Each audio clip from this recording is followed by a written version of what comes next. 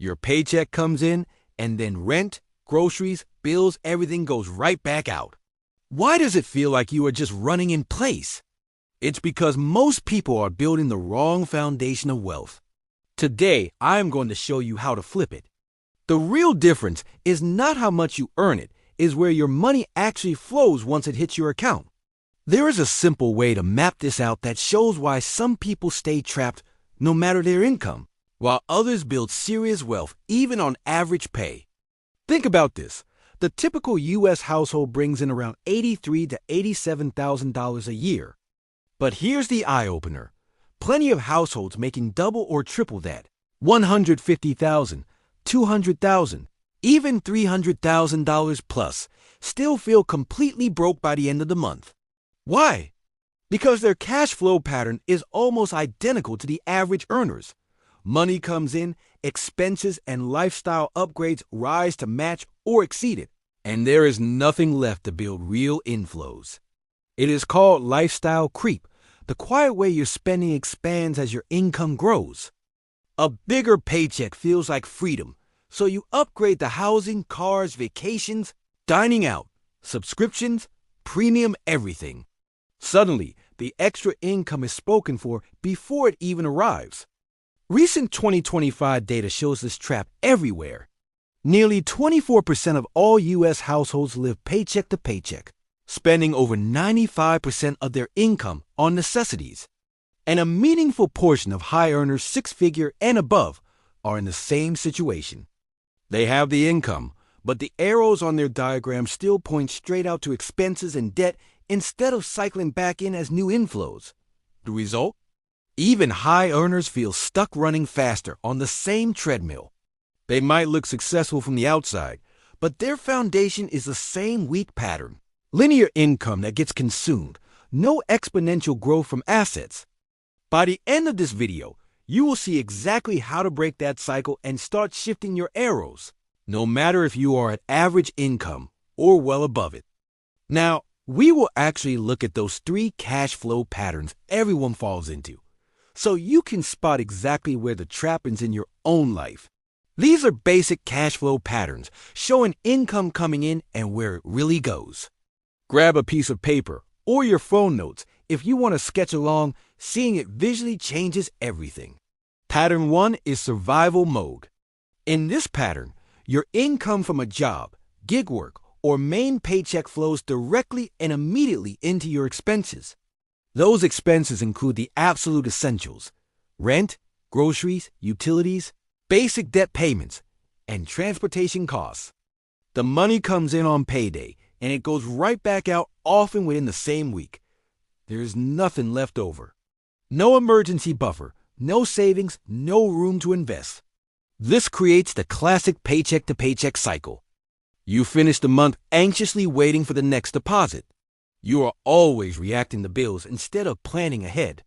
There is constant stress because one unexpected expense, a car repair, or a medical visit can push you into more debt. The result is no forward momentum. You are working hard, but your financial position stays flat. Now, this is not a permanent state. Many people who are now comfortable started right here. The way out is discipline. Track every dollar, cut non-essentials, build a tiny emergency fund, and force yourself to redirect even $50 or $100 a month towards something that produces income. It takes time, but it is absolutely possible. Pattern 2 is the upgrade trap, which is the middle-class default. In this pattern, income flows into expenses plus bigger ongoing costs and liabilities. As your pay increases, so do the upgrades that feel like natural progress. A nicer home, a newer car, more vacations, better restaurants. Money comes in and gets absorbed by higher lifestyle expenses and debt payments. It looks like you are leveling up, but the outflows rise to match the inflows. For example, someone who gets a promotion from $60,000 to $90,000 might celebrate by upgrading their living situation. Suddenly, the extra $30,000 is spoken for: higher rent, more dining out, new subscriptions. The result is higher income, but your net worth barely moves. You are just running a more expensive version of the same loop. This trap is also escapable. People who reach the next pattern often come from here.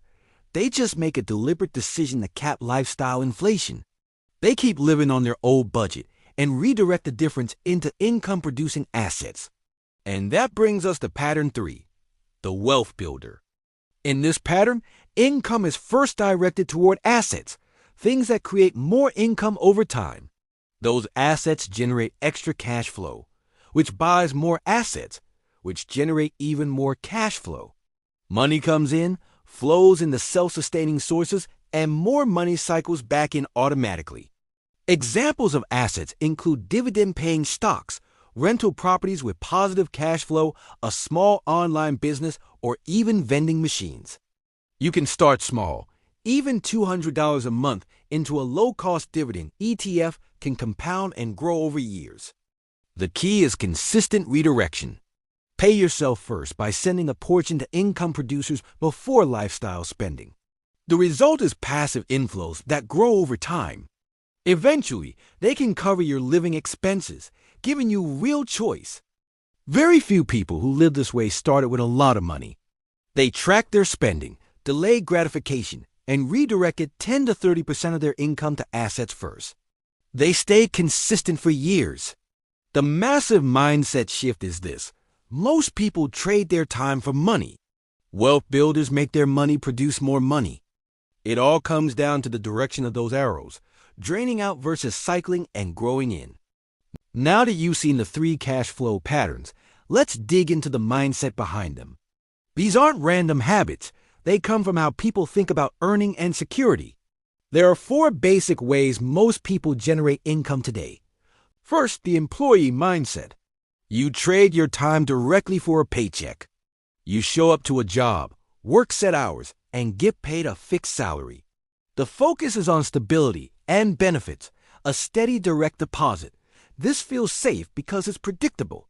But your earning power is capped by your available hours. You can't work 80 hours a week forever. The result is often patterns 1 or 2, linear income that drains out fast. Second, the self-employed mindset. You own your job. You're a freelancer, consultant, or small business owner. You still trade time for money, but you control your rates and schedule. This gives more freedom than being an employee. You could raise your prices or take on more work.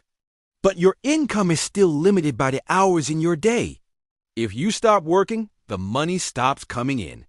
Scaling means hiring help or working even more yourself, which just adds complexity and risk. Think about a freelance graphic designer, a real estate agent, a solo plumber, or a therapist with their own practice. The cash flow often stays in what we call pattern 2. You have a higher income, sure, but you also have higher expenses just to maintain the business. You need tools, marketing, insurance, maybe even office space. You are still trading your time for money, just on your own terms. Burnout is super common because making more money requires more of your personal effort. Now, let's talk about the third mindset, the business owner. Here, you build systems that generate income without your constant involvement. You create or buy a business where other people, processes, or technology do the work. Your role shifts from doing the work to designing and owning the system. Your income comes from the profits after paying employees, rent, and all the other operational costs. This is how you break the time for money limit. The business can grow far beyond your own hours. You can hire more staff, open new locations, or automate processes. Think about owning a small coffee shop chain, an e-commerce store with drop shipping, a software company, or a franchise. The cash flow moves toward pattern 3. Money cycles back in as profits, which get reinvested to expand, leading to even more profits. You start to see passive elements emerge as managers run the daily operations. The mindset shift here is asking, how can I build something that pays me even when I'm not there? Fourth is the investor mindset. This is where you put your money to work so it produces returns without your daily effort. You buy assets that generate income or appreciate in value so you can sell them later. This is the purest form of money working for you. Once you set it up, the income arrives with minimal ongoing work. Examples include dividend stocks or index funds that pay you quarterly, rental properties that net cash after all expenses are paid, or royalties from a book, course, or patent. The cash flow fully enters pattern 3. Your inflows start to compound. The mindset shift is, how can this dollar create more dollars for me long term? The core difference across these mindsets is simple. The first two, employee and self-employed, rely on trading your limited time for money. This leads to cash flow patterns where your money just drains out. The last two, business owner and investor, focus on building systems and assets that produce income independently. This leads to a pattern where cash cycles and grows. Traditional education pushes the first two mindsets. Get good grades. Get a secure job. But long-lasting wealth comes from redirecting your money toward things that multiply it. Inflation eats away at that cash sitting in a savings account. Taxes hit your earned income the hardest. Only assets and systems that generate inflows can hedge against those forces and create real momentum. The practical mindset flip starts with one question. Instead of asking, "Can I afford this?" ask, "How can what I have now create more income for me over time?" That single change starts moving your financial arrows from draining outward to flowing inward. All right, so you've seen the patterns, and maybe you've had that, "Oh man, that's me" moment. But now what? How do you actually start moving from where you are right now into that wealth builder life? The good news is, you don't need to win the lottery, get a 6-figure raise tomorrow, or quit your job to become a full-time influencer. This shift happens through 5 dead simple, repeatable steps that literally anyone can start today, even if you're just scraping by. Step 1. Face the mirror and map your real cash flow. Grab your bank app, pull up last month's statements, and draw your current diagram. No sugarcoating, no excuses, just brutal honesty. Income on the left, every dollar that left on the right. You'll probably see rent, groceries, Netflix, takeout, gas, and all those random Amazon buys. From there, you can narrow things down to just the necessities. It adds up fast. When I first did this, I was shocked at how much the small stuff was quietly killing me. Do this every month. It's not glamorous, but that one habit has turned more people's finances around than any fancy strategy. Awareness is step 1, and it hits hard, but in a good way. Step 2, put a lid on the lifestyle creep. This is where the rubber meets the road. Decide that your current spending is your new maximum, even when more money shows up. Got a raise? Cool. Side hustle paying off? Awesome. But don't let your lifestyle race ahead of your income. Keep living like you did before the extra cash arrived, and quietly redirect the difference. Real talk. This is the part that stings at first. Saying no to the nicer apartment, the new phone on credit, or just one more vacation feels tough. But every time you do it, you're basically giving your future self a high five. People who make this switch usually free up 10 to 20% of their income without feeling like they are suffering. They're just being smart instead of reactive. Step 3. Pay yourself first. Seriously, do it automatically. Before bills, before fun, before anything, send a chunk of every paycheck to something that makes more money for you. Start with whatever you can. $50, $100, $200.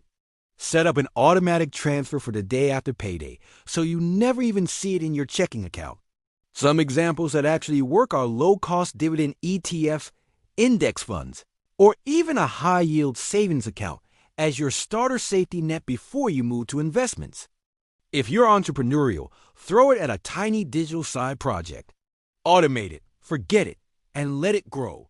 This is the pay yourself first rule flip from a cliche to a superpower. Step 4. Get your first tiny win. Build one real inflow. Your mission here is simple. Create one thing that puts even $20 to $50 in your pocket without you having to clock in every day. Start micro. Learn and tweak. Step 5. Track it, tweak it, and let it snowball. Every month, update your diagram. Celebrate the small stuff. Your first $100 passive. The first bill partially covered by your inflows. The first time you reinvested instead of spent. Stay patient. The early grind is where most people quit.